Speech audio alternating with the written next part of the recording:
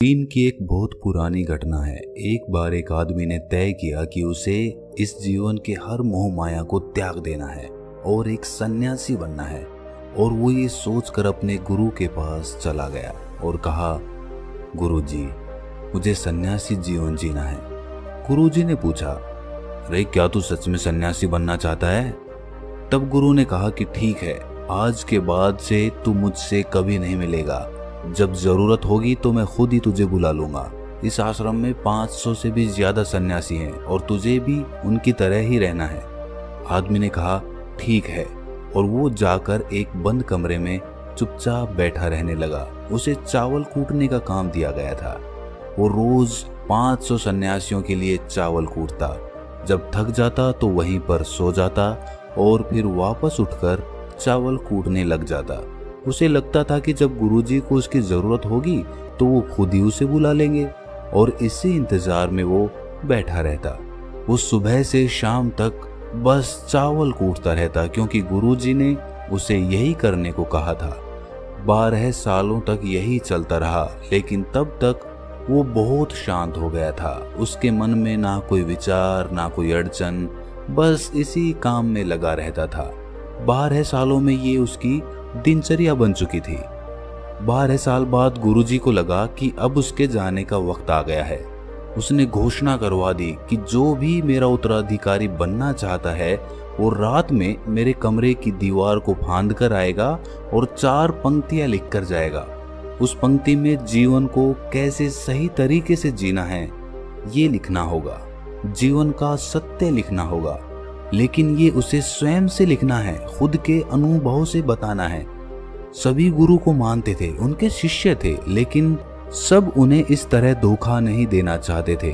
उनके आगे खुद को प्रस्तुत करना आसान नहीं था।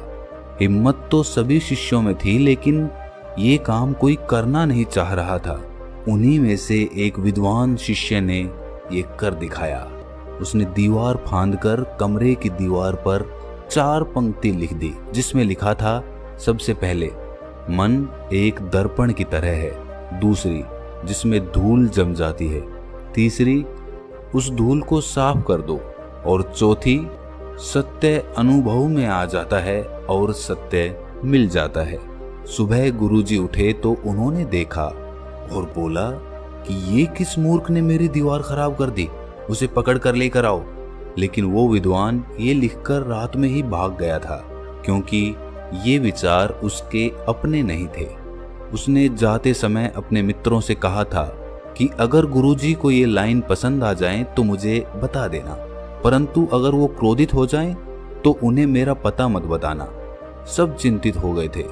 सभी लोग ये मानते थे कि इतने सुंदर शब्द तो हैं, मन एक दर्पण की तरह है, इसमें शब्दों और विचारों की धूल जम जाती है, वहीं उसे साफ कर दें तो सत्य का प्रतिबिंब दिखने लग जाता है। इसमें कहाँ कुछ गलत है। गुरुजी कुछ ज्यादा ही सख्त हैं। देखते हैं वो इससे ऊंची बातें कहाँ से लाते हैं। पूरे आश्रम में यही बातें चल रही थी। उन्हीं में से 4 आदमी एक दूसरे से बात करते हुए चावल कूटने वाले के पास से निकले। उनकी बातें सुनकर वो हंसने लगा। उन चारों ने ये देखकर उससे पूछा कि इसमें हंसने की क्या बात है भाई? तब वो बोला कि सही तो कह रहे हैं गुरुजी, किस नासमझ ने ये लिखा है। ये सुनकर वो चारों भड़क गए और बोले, तुम क्या जानो इसका मतलब? इतने सालों से बस चावल ही तो कूट रहे हो, तुम्हें शास्त्रों के ज्ञान के बारे में क्या पता? अगर ये लाइन गलत है तो तुम इससे अच्छा कुछ बताओ। वो आदमी बोला, ठीक है, मैं तुम्हें बता दूंगा, लेकिन मैं इतने सालों में चावल कूटते कूटते लिखना भूल गया हूँ, किसी को लिखना पड़ेगा। और हाँ, ये जान लो, मुझे उत्तराधिकारी बनने का कोई शौक नहीं है। अगर मुझे ये उपाधि मिलती है तो मैं तो अभी अपने कान पकड़ता हूँ और अपने विचार किसी को नहीं बताऊंगा। तब उन चारों ने कहा, अरे तू हमें बता, हम लिखते हैं। आदमी ने कहा, तो ठीक है, फिर लिखो। कैसा दर्पण, कैसी धूल, ना कोई दर्पण ना कोई धूल, जो इसे जान लेता है सत्य को प्राप्त कर लेता है। आधी रात को ये पढ़कर गुरुजी उस चावल कूटने वाले के पास गए और कहा, अब तू यहाँ से भाग जा, वरना ये 500 के 500 तुझे मार डालेंगे। ये मेरा चोगा ले। तू मेरा उत्तराधिकारी बनना चाहे या ना चाहे, इससे कोई फर्क नहीं पड़ता, लेकिन मैंने तुझे ही अपना उत्तराधिकारी माना है। और अगर ये बात इन सबको पता चल गई तो ये बर्दाश्त नहीं कर पाएंगे कि एक चावल कूटने वाला उत्तराधिकारी कैसे बन गया। तू सत्य को प्राप्त हो गया है और आत्मज्ञान को पा लिया है, और ये शास्त्र जानने वाले अपना सर पीटते रह गए, इसलिए तू यहाँ से दूर भाग जा। अतः एक बार गौतम बुद्ध ने भी अपने शिष्य से कहा था कि जब तुम्हारे अंदर भी विचार आना बंद हो जाएंगे, उस दिन तुम सत्य का अनुभव करोगे, खुद को और ब्रह्मांड को समझ पाओगे, और यही बुद्धत्व प्राप्ति का पहला कदम है। मन को शांत करने का पहला तरीका जो बौद्धिक ग्रंथों में बताया गया है वो है खुद के विचारों पर काम करना।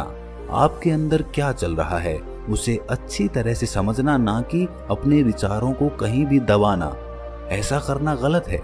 मन भटकेगा, बार बार भटकेगा, लेकिन जब भी आपको ऐसा लगे आप तुरंत अपने विचारों का निरीक्षण करना शुरू कर दें। आप खुद कुछ समय बाद ये नोटिस करेंगे कि आप अपने विचारों को लंबे समय तक ऑब्जर्व करने लगे हो। हर तरह के अच्छे बुरे विचार आपके मन में आ रहे हैं, लेकिन आप उसके साथ किसी भी तरह की छेड़खानी नहीं कर रहे। एक समय आने पर आप खुद के विचारों पर कंट्रोल कर पाओगे। आप आने वाले कल या बीते वाले कल की चिंता ना करके अपने वर्तमान में जियोगे, जो इस समय अभी आपके सामने है। आपको उसी पर अपना ध्यान केंद्रित करना है।